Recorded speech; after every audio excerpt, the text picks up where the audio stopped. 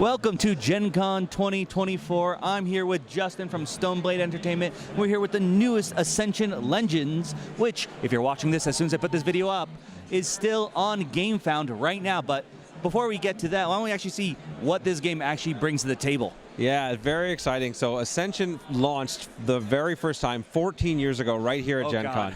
There are over 16 standalone expansions. Ascension Legends is the 17th. It's such an honor to be able to still make a game like this and still be able to bring this here. So this is the first prototype and the first people that have been able to play it anywhere in the world. And people still want more. Yes, people still want more. It's been 3 years since I designed the new Ascension set. One of the really cool things about this GameFound is we're actually, for the first time ever, relaunching every single Ascension expansion that we've ever made all in one place. Some of these sets have been out of print for over a decade, and so you can actually get everything, whether you're new to Ascension or you're missing a few sets or you just want to get everything that ever existed. Now is the only time you can do it. That's always a big deal, because with some of these games, which is probably the problems when they're too popular and keep going, is it's maybe harder to find that.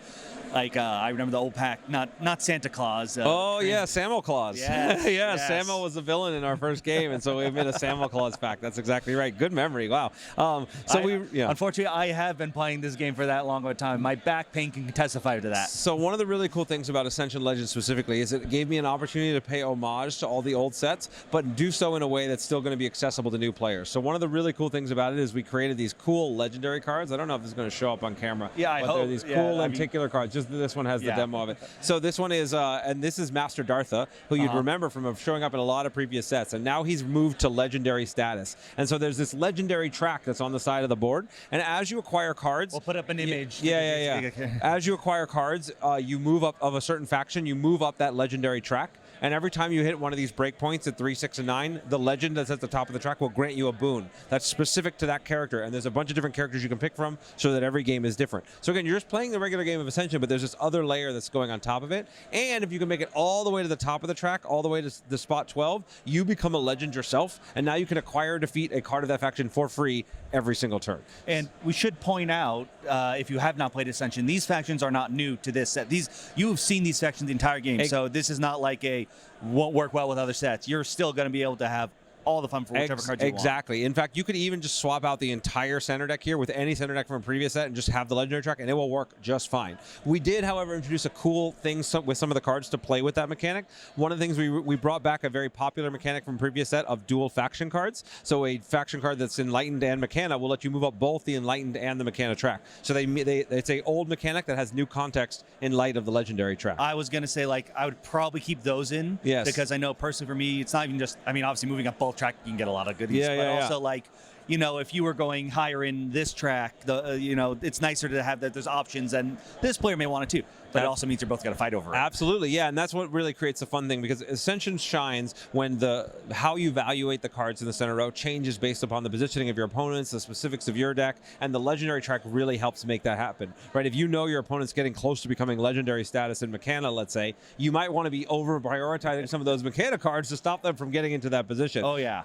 We also have a lot of these cards have specific thresholds on them as well. So the Rift Claw only gives you 1 power every turn, but if you're at 6 or more on the Void Ascension track, it gives you 2 power every turn. So a lot of the cards become more powerful, and this was actually inspired by my other deck building game, Shards of Infinity, where you have a mastery track that you move up, but this one really is custom to Ascension and plays well. One of the other really cool things that's happening in the campaign, everyone who backs the campaign is going to get all of the promo cards that we unlock, and we're unlocking 1 promo card every single day, 16-day campaign. Each promo card ties thematically to one of the sets of our history, and so it kind of brings back an old mechanic. It can all be played with the legends. You don't need the old sets to play them, but it's like this really cool little homage. Advent calendar. Yes. Yeah, absolutely love that. When you first told me about this, this legendary track is basically what I like in video games when they do it right. Yeah. I like it when you're rewarded for going with different factions, and like, in essence, Green Top being legend is basically the faction be like, no, you're with us. Yeah, you're one of us now. Let's go. You've got elite status. Let's go. So I feel like that works perfectly. I was like,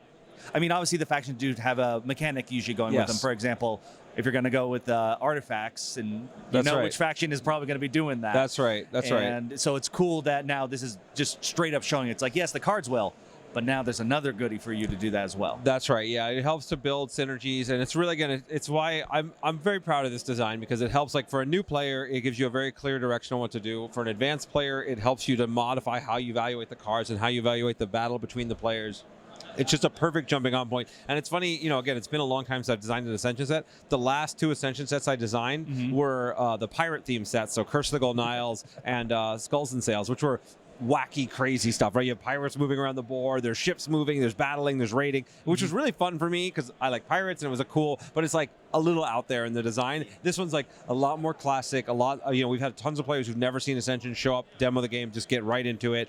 So it's been really great to kind of just return to what brought me to deck building games in the first place. Yeah, and I think it does a great job. It rewards you for learning the different colors here, depending on how well you know the stuff. And if you are an old hat at this, you're going to recognize some of these legends too. Yes, so absolutely. It feels like it's learning the process as well as getting like the, especially with those promos. I mean, the fact that you're going back to, it's like, oh, this is the set that ruined me or something. Yeah. It's really fun. I'm really excited about it. We've got some that are just, again, just to be able to revisit those designs for me was a fun experience. And now we'll get to see because every day we reveal one. And so then you see all the fans react and comment on them and talk about the set and talk about how excited they are about the things. So it's just been a really wonderful experience to be able to do. And I hope other people will be able to come join us on the campaign.